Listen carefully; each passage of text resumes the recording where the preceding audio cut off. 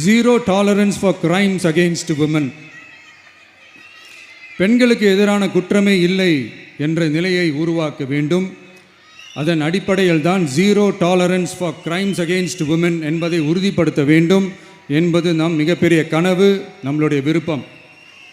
2 வயது குழந்தைக்கு நேர்ந்த கொடுமை, விமான பணிப்பெண்ணுக்கு நேர்ந்த கொடுமை என இந்த கொடுமைகளில் ஈடுபட்டதே திமுக நிர்வாகி ஒருவரும் திமுக கவுன்சிலர் ஒருவரும் தான் என்பது செய்திகள் வழியாக எல்லாரும் அறிந்த ஒன்று.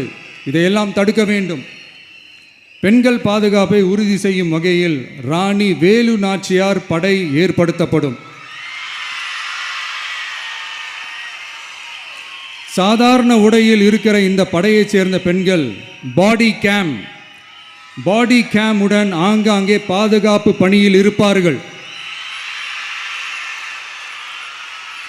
இந்த திட்டத்தின் கீழ் மாநிலம் முழுவதும் 500 குழுக்கள் அமைக்கப்பட்டு பெண்கள் பாதுகாப்பு உறுதி செய்யப்படும்.